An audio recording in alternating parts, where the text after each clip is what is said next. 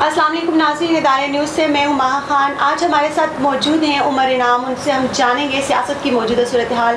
अस्सलाम वालेकुम उमर। वालेकुम सलाम Maha. Welcome to the show. Thank you.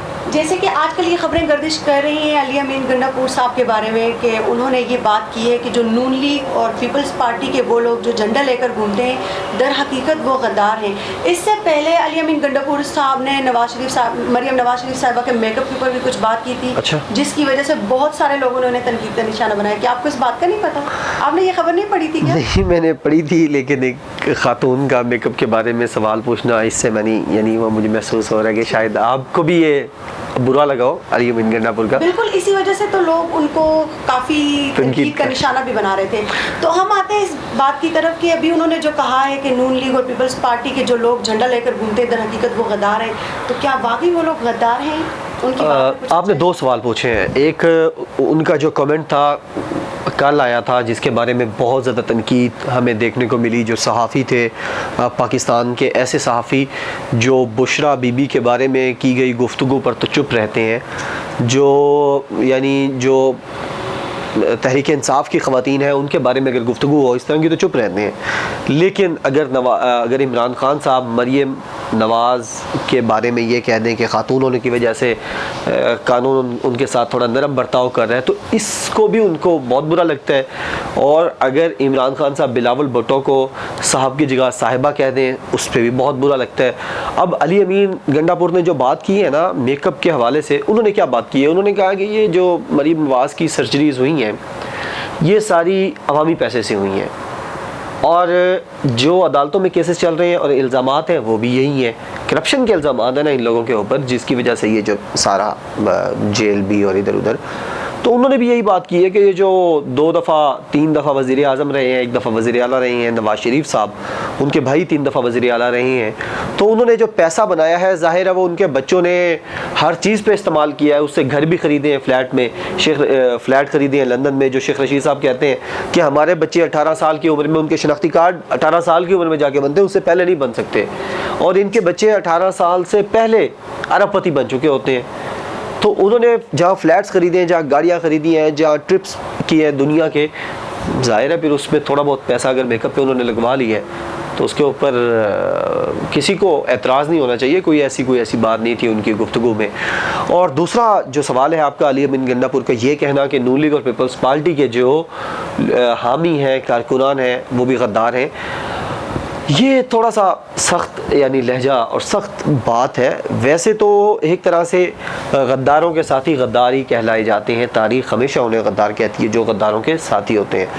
अब जो इमरान खान साहब ने भी कहा है कि नवाज शरीफ का फ़ौज को अपने जर्नैलों के ख़िलाफ़ उकसाना और बगावत पर आमादा करना, ये भी बगावत ही है और गद्दारी ही है। और इमरान खान साहब ने बिल्कुल ठीक कहा है कि नवाज शरीफ से बड़ा इसमें कोई गद्दार नहीं है।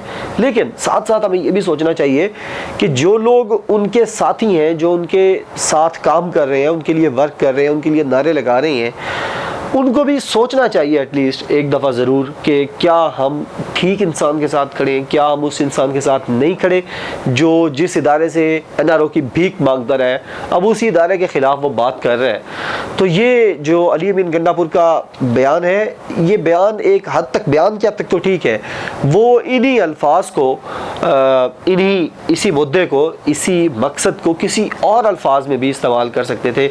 आई थिंक ये जो उनके अल्फाज हैं, गद्दार कहना उन लोगों को भी जो उनके कारकुनान हैं, ये थोड़ा सा सख्त है। जैसे कि अमेरिका में इलेक्शन हुए हैं और जिनमें बाइडन को अभी तक बढ़तरी हासिल है, आपके ख्याल में बाइडन अमेरिका के सदर बनने के बाद पाकिस्तान के लिए ज़्यादा अच्छे साबित होंगे या डोनाल्ड ट्रंप ही अगर इलेक्शन जीतते और दोबारा से वो सदर बनते तो वो ज़्यादा अच्छे साबित होते? बहुत अच्छा सवाल है और काफ़ी इसके ऊपर बहस भी हो रही है।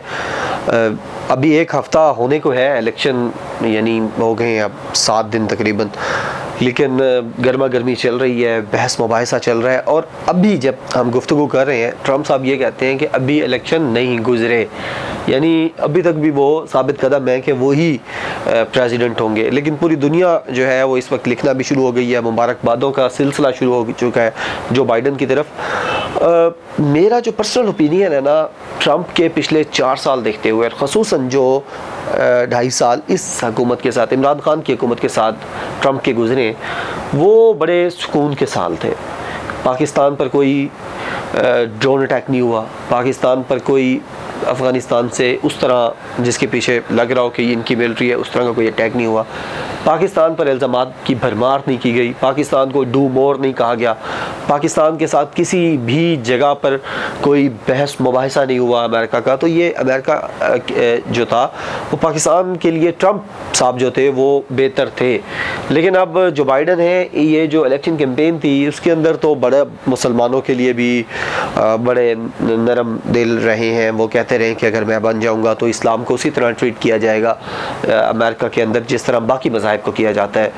और ये तो थी ना इलेक्शन कैंपेन की बातें। अब देखना ये पड़ेगा कि जो बाइडन के जो दोस्त थे और जब ये वाइस प्रेसिडेंट थे तो जो प्रेसिडेंट थे बराक ओबामा, वो भी पहले कहते थे कि मैं जंगें बंद करवाऊंगा। जब वो आए तो उन्होंने इतनी ज़्यादा बमबारी की कि अमेरिकन हिस्ट्री में शायद ही किसी सदर के दौर इक़्तिदार में इतने बम गिराए गए हैं पूरी दुनिया में, जितनी जंगें उन्होंने छोड़ी हैं बराक हुसैन ओबामा ने। और फिर बाद में हमें पता चला जब वो आ गए, पहले हमें लगता था शायद वो भी मुसलमान है हुसैन नाम देख के, बाद में फिर पता चला कि वो उनका सरनेम है, यानी उनके वालिद साहब की तरफ से उनके साथ नाम के साथ है वो क्रिश्चियन है। अब ये उनके वाइस प्रेसिडेंट थे और यानी प्रेसिडेंट के बाद ऑल इन ऑल थे, बहुत सारी चीज़ों के अंदर कंसल्टेशन के अंदर ये मौजूद थे। अब उनके दौर इक़्तिदार में तो तकरीबन सारी दुनिया जो मुसलमान दुनिया है उनके ख़िलाफ़ एक जंग छेड़ी गई और बड़ा मसले मसाइल रहे। अब जो बाइडन जो आ गए हैं तो ये ख़तरे का बायस बन सकता है मुसलमान दुनिया के लिए, और शायद 1, 2, 3, 4 महीने तो 6 महीने तक वो महसूस कराएं कि जो इलेक्शन कैंपेन के नारे होते हैं उसके बाद क्या बनता है पाकिस्तान के साथ, इनका पूरी दुनिया के साथ, पूरे रीजन के साथ, वो अभी कहना कबल वक्त है। लेकिन जो मैं समझ रहा था 3 नवंबर तक वो ये था कि अगर ट्रंप साहब जीत जाते तो शायद उनकी जो दूसरी टर्म थी ये अफ़गान पीस प्रोसेस के हवाले से, पाकिस्तान के हवाले से बेहतर रहती। बहुत शुक्रिया आपको जी। नाज़रीन, तो इस तरह की मज़ीद वीडियोस देखने के लिए हमारे चैनल को सब्सक्राइब करना मत भूलिएगा, वीडियो को लाइक, कमेंट और शेयर करना मत भूलिएगा। Stay tuned.